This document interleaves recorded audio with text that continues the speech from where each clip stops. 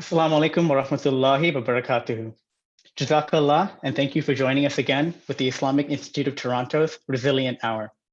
My name is Tara Faisal, and I'm honored today to moderate this session on behalf of the IIT. We are streaming live on YouTube, Facebook, and Twitter. Please feel free to comment and let us know how we are doing or to ask any questions. Also, please subscribe and share the stream with others. We are nearing the end of Ramadan, and this was an incredible journey. We would like to thank all of you for joining us on all of the various platforms. Alhamdulillah, I'm pleased to report that we are very close to our target set for this Ramadan, which was $300,000. If you haven't donated as yet, please do so at islam.ca/donate or on our Facebook page. You may also call 416-335-9173. That's 416-335-9173, and we can arrange to pick up your donations. I'm pleased today to introduce Dr. Katherine Bullock, a pioneer of the Muslim community here in the GTA. Dr. Katherine Bullock, PhD, is a lecturer in the Department of Political Science, University of Toronto at Mississauga. Her teaching focus is political Islam, and her research focuses on Muslims in Canada, debates on the veil, and media representations of Islam and Muslims. Our publications include Muslim Women Activists in North America, Speaking for Ourselves and Rethinking Muslim Women and the Veil, Challenging Historical and Modern Stereotypes, which has been translated into Arabic, French, and Turkish. Originally from Australia, she embraced Islam in 1994. She is the past president of the Tessalit Institute and the former CEO of ISNA Canada. She is no stranger to the IIT and has been involved in a number of lectures over many years. Today, we will discuss how the Quran gives us guidance in coping with hate. Recently, a number of cities in the GTA have temporarily amended their noise bylaws and allowed mosques to make a public call of the Adan at the time of breaking the fast. This resulted in a backlash and a wave of complaints and hate incidents from those who felt their rights were being violated. Dr. Kathy herself received a couple of emails from residents and activists expressing some form of hate. In many everyday situations, Muslims and others have also experienced hate. Even within the Muslim community itself, we are not immune to hate or discrimination. This tells a toll on our well-being, our mental health, and relationships with others. How can we cope? The Quran and the Prophetic Sunnah have mechanisms to help us. Let's hear from Dr. Kathy, her personal experience, and what she has to say to advise us.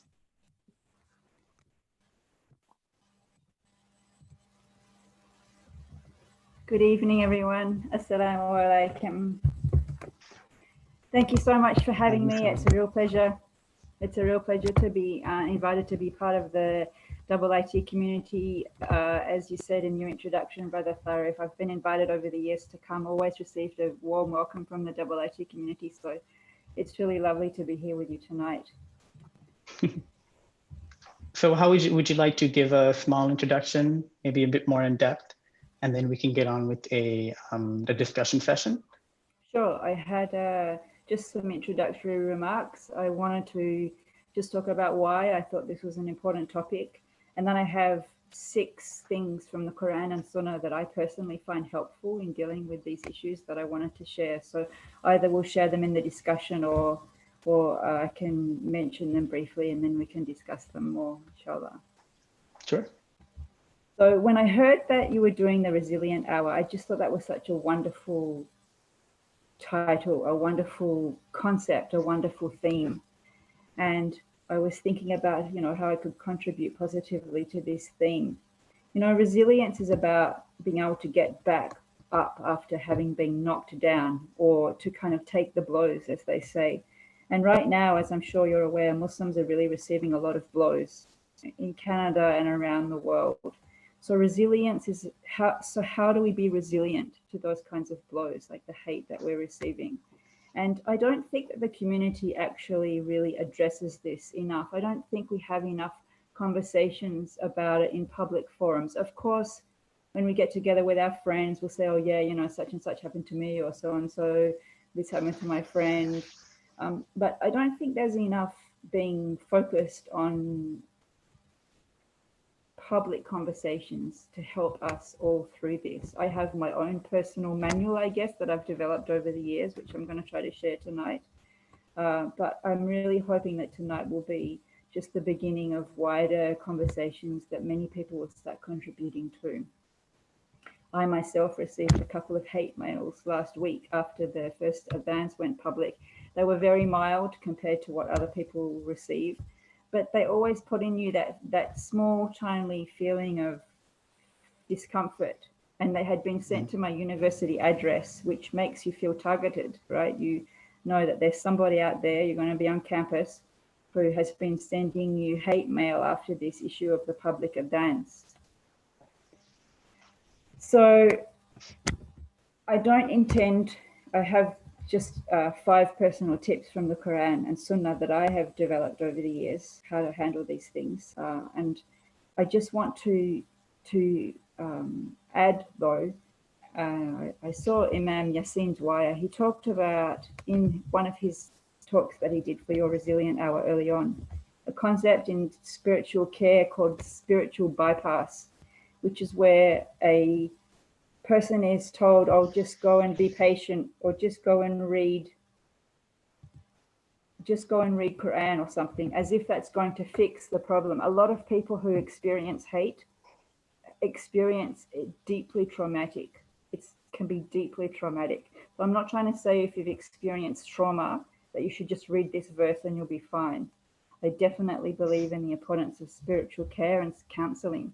So if anyone out there is experiencing trauma from having experienced a hate incident or a hate crime, don't keep it to yourself. You should definitely go and seek professional care.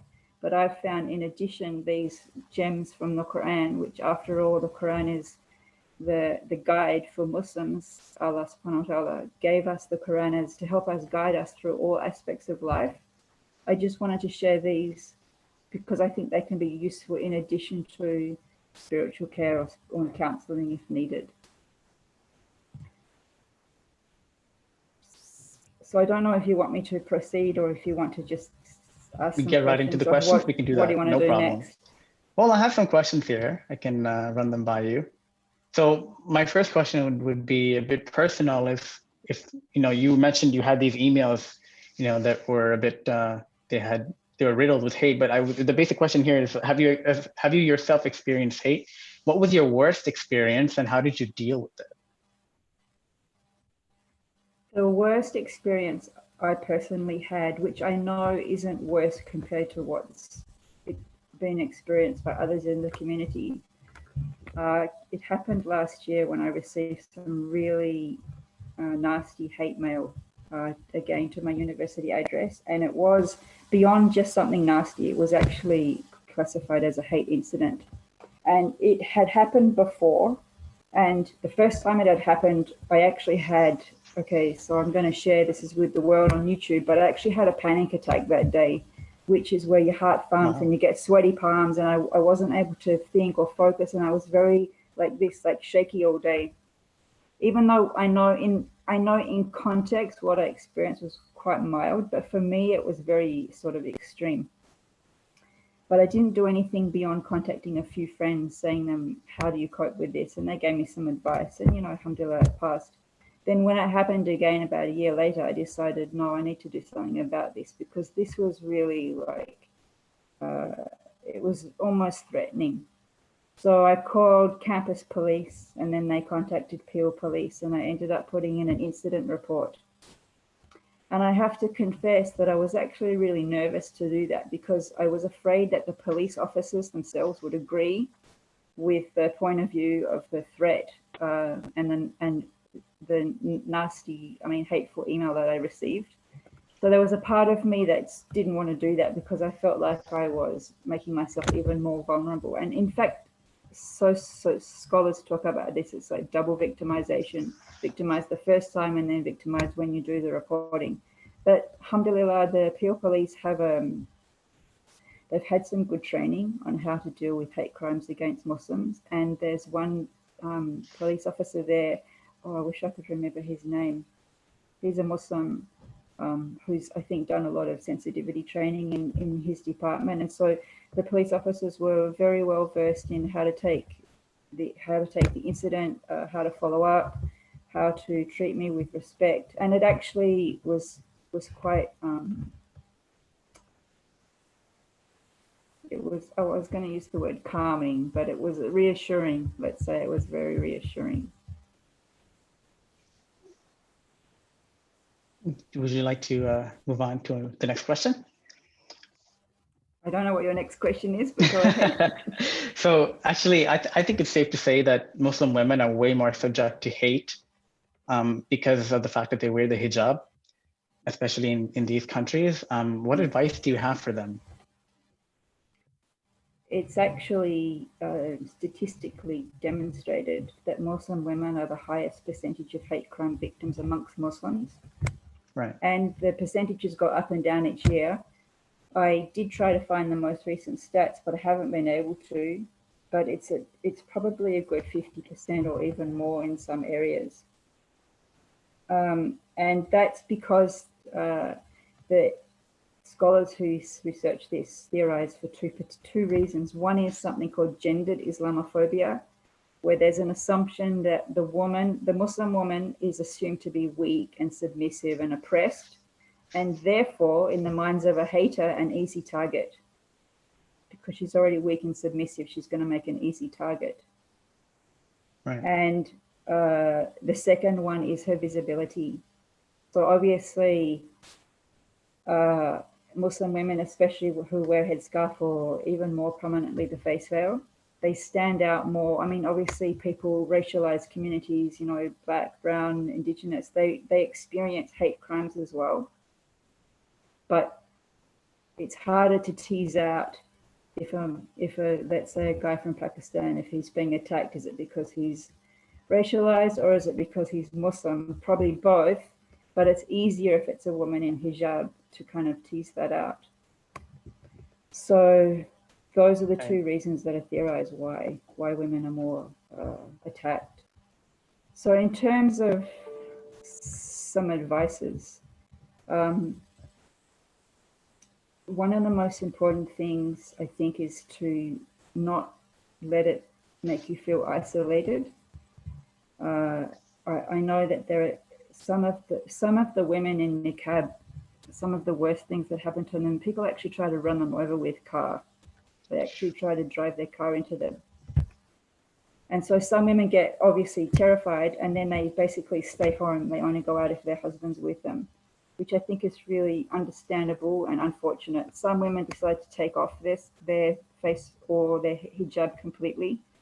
And our community can be very judgmental. But I think if you've had someone try to run you down with a car, you know, like I think that's why I said we don't really talk about this issue properly. We don't really understand some of the psychological consequences. But seeking out allies in the wider community, not only amongst the Muslims, but amongst the non-Muslims. There are a lot of people in the wider community who are appalled by this kind of activity happening in Canada, and they are willing to stand up and speak out against anti-Muslim racism.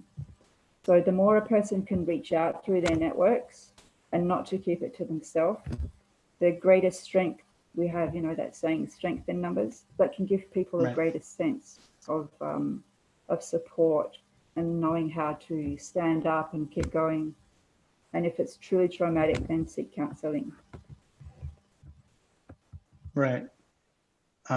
You mentioned that you talked about how even we talked about how even people within our own Muslim community can be haters themselves, right? So I'm gonna come back to that. I have another question regarding that, but I have one question here. It says that we know that the Prophet Muhammad sallallahu alaihi wasallam and all prophets endured hate in some form or another. Are we only to forgive and do better, or should we also be strong in pressing for our rights and dealing with it through the legal means? That's such a good question.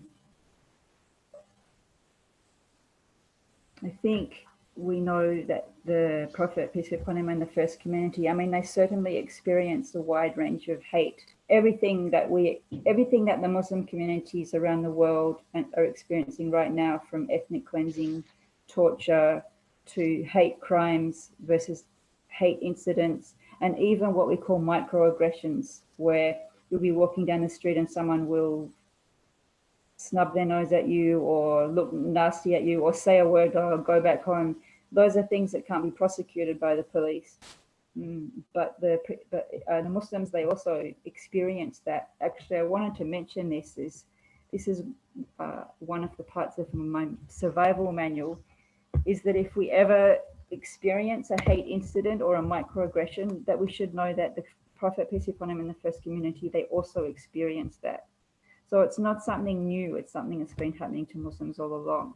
And one of the stories that I was going to share is when the Jews used to come up to the Prophet or the Muslims and say Assalamu alaikum instead of Assalamu alaikum. They would say Assalamu alaikum, which means death be upon you. And the Prophet, peace be upon him, used to just say wa alaikum, and on you. So he handled it. Apparently his wife Aisha was getting all roused up and she wanted to do something more, and he said, no, let's be gentle, just say wa alaikum. So it depends, I guess, on what, if it's torture or, ethnic cleansing, of course, you have to stand. The Quran tells us to stand up for justice and to fight against oppression. If it's a hate crime, if it's actually a crime, then you report it to the police and you get the police involved. If it's a hate incident or a microaggression, then there are different ways of dealing with it. I still believe that you should report something that the police can't investigate, because they can catalogue hate incidents. They can build a picture of, the sociologists can use it to build a picture of anti-Muslim racism in the society. And then if it's a microaggression, then we have other things from the Quran that we can use. Like, for example, I was just looking up a verse in Surah 25, Surah 25, verse number 63, which says, when the ignorant address them harshly, the Muslims say words of peace. So if someone addresses you harshly, you can just say Assalamu alaikum and walk away. You don't have to engage. So that's a long answer. But basically, you stand up for when you have to, and you learn to overlook or forgive when it's a little matter. But what can I tell you? Can I add to that? Okay, sure. So even if it's a little matter, somebody swears at you on the street, or I've had friends that have eggs thrown at them. So this is a hate incident. It's a microaggression. It doesn't mean we don't experience it with trauma. Like, this is the thing, like it can be really, really traumatic for someone to even yell, go back home, go back where you come from. Right. So that's where I wanted to share my 5 tips from the Quran. Is it appropriate for me to tell you that now, or you have something else you wanted to ask? You can go ahead. Yeah, you can go ahead. All right. So what I wanted to share is this. Sorry, just let me get my notes up. The first thing is, of course, the belief in Qadar Allah, that nothing comes to us except what is written for us. This is the 6th, but we have 6, what are they called? Pillars of belief, right? Belief in God, the angels, the messengers, the books, Day of Judgment, and something called Qadar Allah. Basically, that whatever comes to you is written for you, either good of it or the bad of it. So this can be really hard for some people to understand, but we believe that God doesn't allow anything to happen to us except that will be good for us. And if it's some kind of calamity or some kind of suffering, then we have to look behind the suffering to find out what's the good in it. You have to look for what they say in English, the silver cloud, the lining. Silver lining, yeah. Yes, that's. So there's many verses in the Quran. I'll just read you one. Surah Yunus, verse 107. It says, if Allah should touch you with adversity, there is no remover of it except him. And if he intends for you good, then there is no repeller of his bounty. He causes it to reach whom he wills of his servants, and he is the forgiving, the merciful. So that means even though we might wonder, we're at the mall and someone comes and tries to pull off our headscarf, that somehow this is part of Allah's plan for us. That can be a really hard thing to accept, but this is what the believer tries to do, that they try to accept that whatever comes to us. And I actually find this really reassuring, because it means that it just reminds us that we are in the hands of Allah subhanahu wa ta'ala, that nothing can happen to us that he didn't want to happen to us. So we should fear Allah as he should be feared and not fear the people. Sometimes when I get these hate mails and I get scared, this is part of my survival manual. I tell myself this from these surahs. If Allah doesn't want you to get harmed by this, it's not going to happen, so don't worry about it. And if it's coming to you because of part of your qadar, then it means Allah wants you to learn something from it. I personally find that really reassuring. And then the next one is, and there are some hadith, I don't think we have time for me to go through those, but basically just the same idea.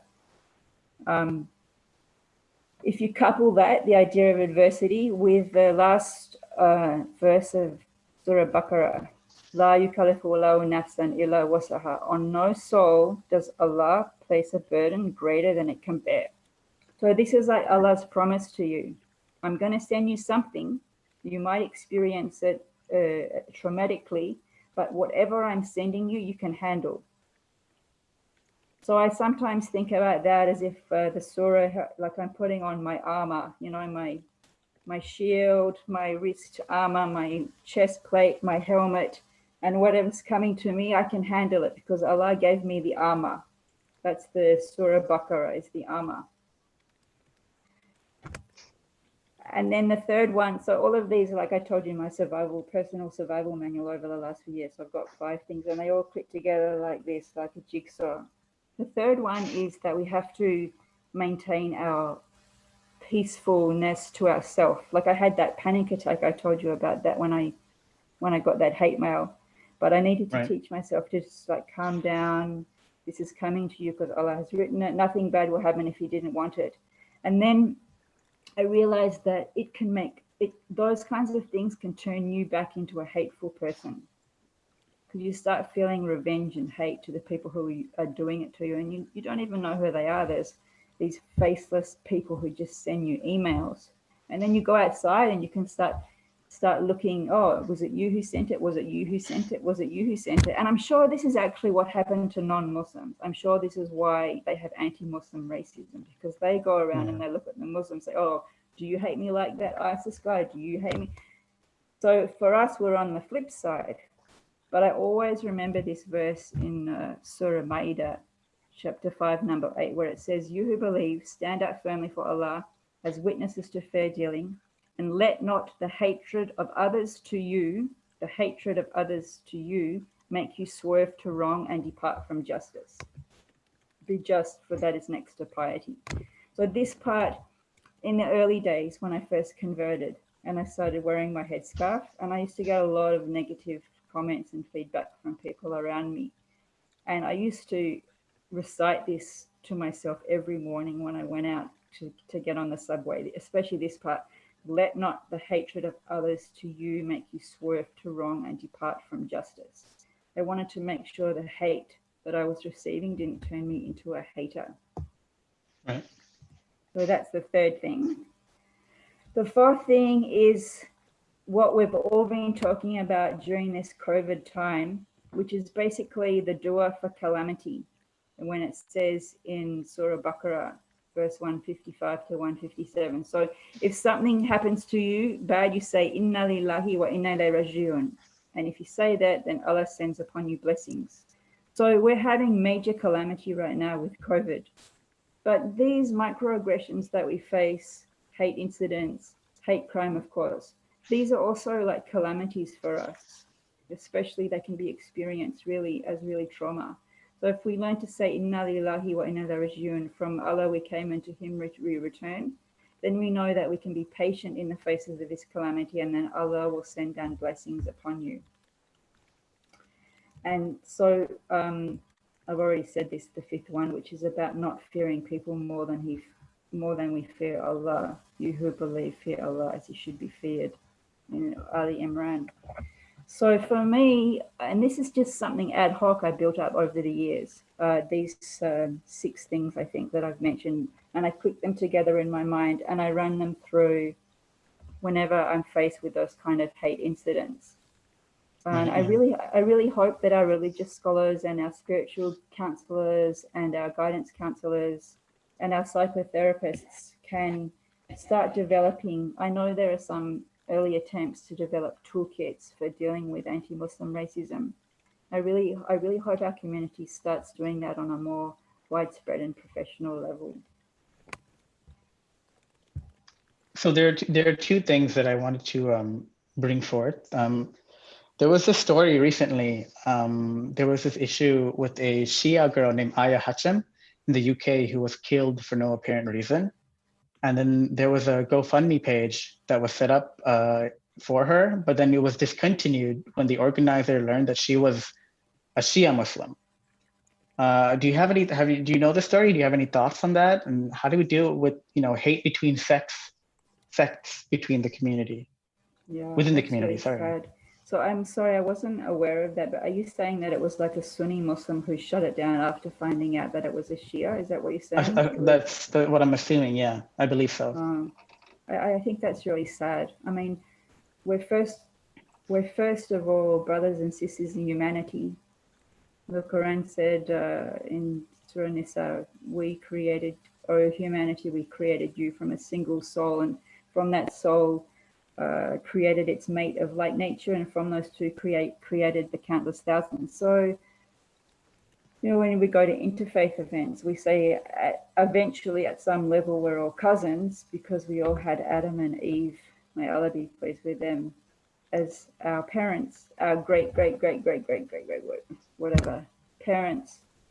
So the first thing in between us is that we're human beings, and if somebody is killed like that and you have the opportunity to help with through a GoFundMe, then I don't believe that sectarianism should override that. I just think that's really sad. Yeah. And another thing that I wanted to just bring forward was we talked about how people that have encountered situations of hate, it can be quite traumatizing and can cause psychological damage, whether it be mild, whether the situation be mild or whether it be extreme. Everybody's individualized reaction to it is unique, right? And for some, even the mildest thing in one person's eyes can be severe within them because it's a subjective and individualized thing. So I wanted to know, I was just going to ask if you could give some words of encouragement to let the Muslim brothers and sisters out there to know that it's okay that they can go for counseling and they can go and seek help, because there are a lot of Muslims out there that think that seeking counseling is a sign of weakness. They should just think that they should just have strict belief in just stick to their faith. Like you said, recite this verse of the Quran or along those lines, and they think everything will just be better that way. Yes, we say inshallah, but just saying inshallah alone is not going to. You have to take the steps in order to make things better, right? So I was wondering if you could just touch on that. Inshallah, bismillah. So if you break your leg, you might make a dua, but you'll go and get crutches because you need the crutches to walk while the leg heals. So for some reason, which I don't understand truly, the community understands physical illness and physical ailments. And they understand that with every illness has been sent down the cure and the remedy. And we know that our community loves to promote that the children go and become doctors, right? Medical doctors. We focus on the materiality of the body. But for some reason, when we talk about the mental part of our body, our soul or our consciousness, we assume that we can get along with that without the crutches. But if some part of your psyche breaks, you need crutches, and it's the smart person who's the one who goes out to counseling who gets those crutches, like the one who breaks his leg. We wouldn't think they were very smart if they tried to hobble around on a without crutches. It won't heal. It's not going to heal, no matter how many verses of the Quran you recite. So I think that the early Muslims, they were, in a way, they were more advanced in this area than we have come to be now.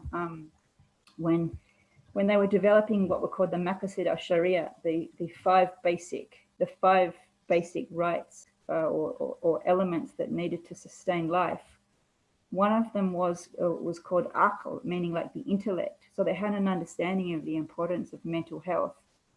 And I know that in Baghdad, I can't remember the year, 800 something, when Imam Razi was helping establish the hospitals in Baghdad, they had special wards that were attending to the mental health of patients, in the same way that they were practicing quarantine for people who had contagious illnesses. So I really hope that the hadith says, the strongest man among you is not the one who expresses his anger, but the one who controls his anger, even though he has the right to express his anger. So I know that's not related, but what I'm trying to say is the one who has courage is not the one who tries to handle it by himself. He's the one who goes out and gets those supports. So I encourage everyone to do it and to know that this is better for you and not to be shy about it. Thank you. That was very nice. I have one more question. So my last question would be, what can masjids do to help the community deal with these kinds of hate, both internally and externally? I think that masjids could have qualified people come and give khutbah. The khutbah is often the most important religious learning for many people in our community, especially the imams are quite revered and looked up to for guidance. So I wouldn't recommend any imam. It has to be someone who's like trained, who understands what they're talking about. You don't want an imam to get up and say, oh, just have patience and recite this verse. You need to have people who've had proper spiritual counseling training or psychotherapy or whatever. So to start talking about this, to have lectures, to start developing maybe websites, or I was going to say flyers, but I know that's very old-fashioned. Young people don't do flyers anymore. Brochures and things. Social media. It's all digital. Facebook pages or something. And also to consider funding people who wish to, master students or PhD students or psychotherapists who'd like to start developing these materials. They need support. Funding for this kind of thing is difficult. So those are the things that I can think of right now off the top of my head.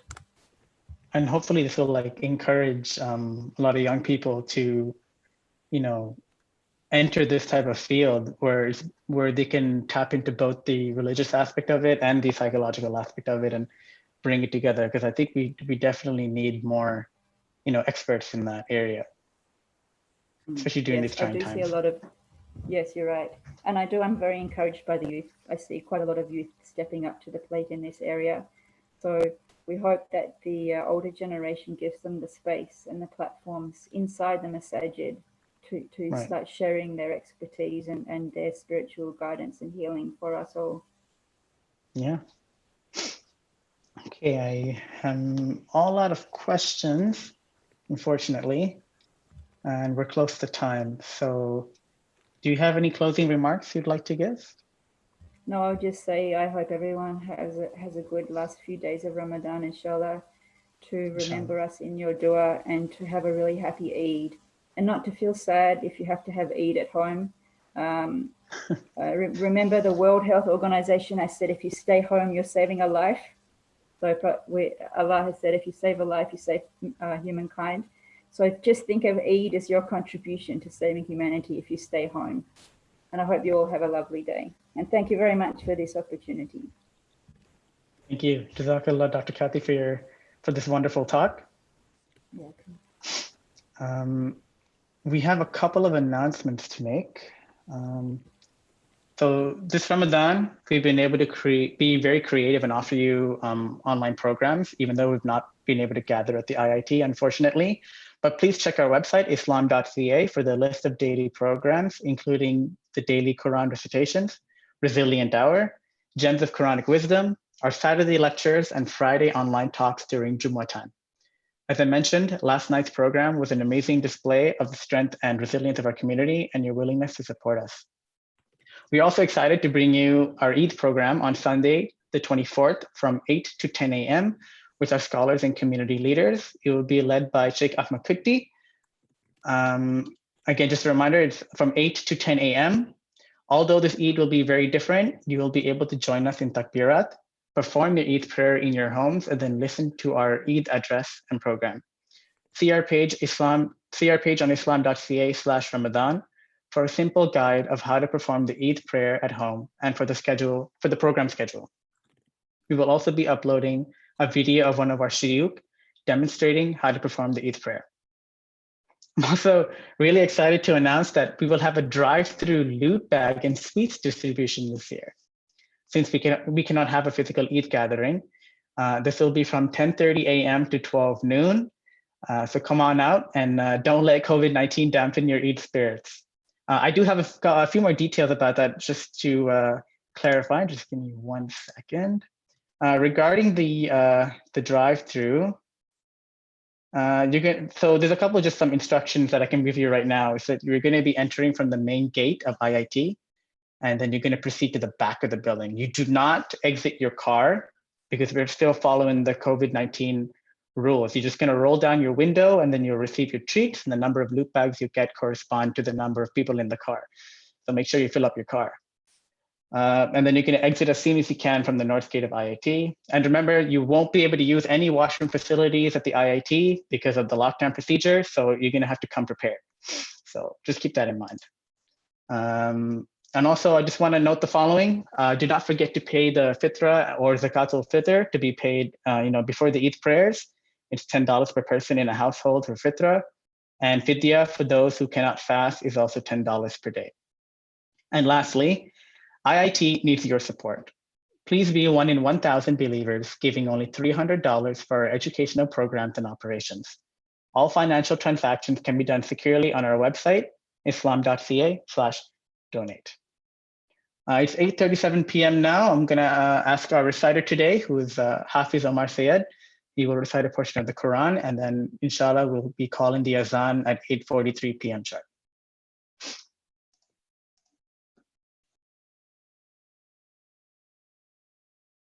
Assalamu alaikum wa rahmatullahi wa barakatuh. I'll be reciting a few verses from Surah Anbiya. It is the 21st chapter of the Holy Quran. أعوذ بالله من الشيطان الرجيم. بسم الله الرحمن الرحيم. اقترب للناس حسابهم وهم في غفلة معرضون. ما يأتيهم من ذكر من ربهم محدث إلا استمعوه وهم يلعبون. لاهية قلوبهم وأسروا النجوى الذين ظلموا هل هذا إلا بشر مثلكم أفتأتون السحر وأنتم تبصرون. قال ربي يعلم القول في السماء والأرض وهو السميع العليم. بل قالوا أضغاث أحلام بل افتراه بل هو شاعر فليأتنا بآية كما أرسل الأولون. ما آمنت قبلهم من قرية أهلكناها أفهم يؤمنون. وما أرسلنا قبلك إلا رجالا نوحي إليهم فاسألوا أهل الذكر إن كنتم لا تعلمون. وما جعلناهم جسدا لا يأكلون الطعام وما كانوا خالدين. ثم صدقناهم الوعد فأنجيناهم ومن نشاء وأهلكنا المسرفين. لقد أنزلنا إليكم كتابا فيه ذكركم أفلا تعقلون. وكم قصمنا من قرية كانت ظالمة وأنشأنا بعدها قوما آخرين. فلما أحسوا بأسنا إذا هم منها يركضون. لا تركضوا وارجعوا إلى ما أترفتم فيه ومساكنكم لعلكم تسألون. قالوا يا ويلنا إنا كنا ظالمين. فما زالت تلك دعواهم حتى جعلناهم حصيدا خامدين. وما خلقنا السماء والأرض وما بينهما لاعبين. لو أردنا أن نتخذ لهوا لاتخذناه من لدنا إن كنا فاعلين. بل نقذف بالحق على الباطل فيدمغه فإذا هو زاهق ولكم الويل مما تصفون. وله من في السماوات والأرض ومن عنده لا يستكبرون عن عبادته ولا يستحسرون. يسبحون الليل والنهار لا يفترون. أم اتخذوا آلهة من الأرض هم ينشرون. أم اتخذوا آلهة من الأرض هم ينشرون. لو كان فيهما آلهة إلا الله لفسدتا فسبحان الله رب العرش عما يصفون. لا يسأل عما يفعل وهم يسألون. أم اتخذوا من دونه آلهة قل هاتوا برهانكم هذا ذكر من معي وذكر من قبلي بل أكثرهم لا يعلمون الحق فهم معرضون. وما أرسلنا من قبلك من رسول إلا نوحي إليه أنه لا إله إلا أنا فاعبدون. وقالوا اتخذ الرحمن ولدا سبحانه بل عباد مكرمون لا يسبقونه بالخير وهم بأمره يعملون. يعلم ما بين أيديهم وما خلفهم ولا يشفعون إلا لمن ارتضى وهم من خشيته مشفقون. ومن يقل منهم إني إله من دونه فذلك نجزيه جهنم كذلك نجزي الظالمين. صدق الله العظيم.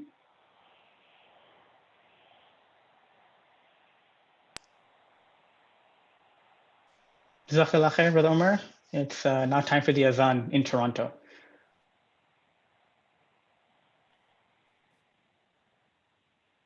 Would you like me to continue reciting? No, you can call the Adan now. It's 8:43 p.m. Yeah.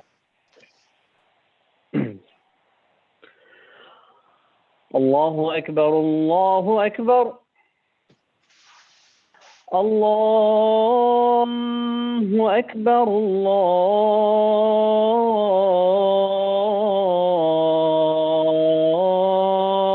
الله أكبر.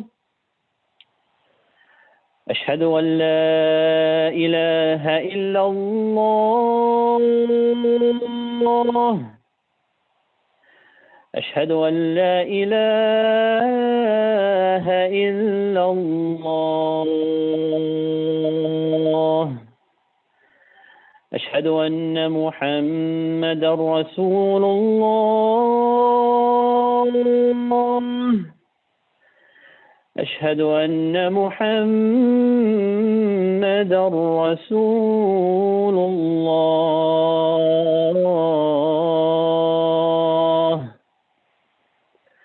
حي على الصلاة. حي على الصلاة.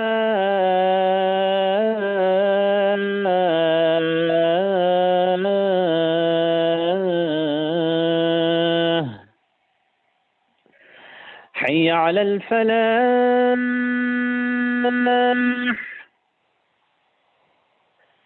حي على الفلاح.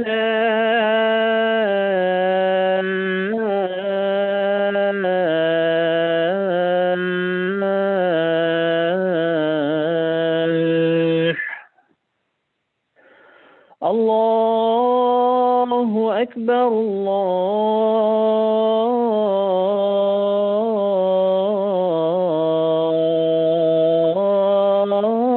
الله أكبر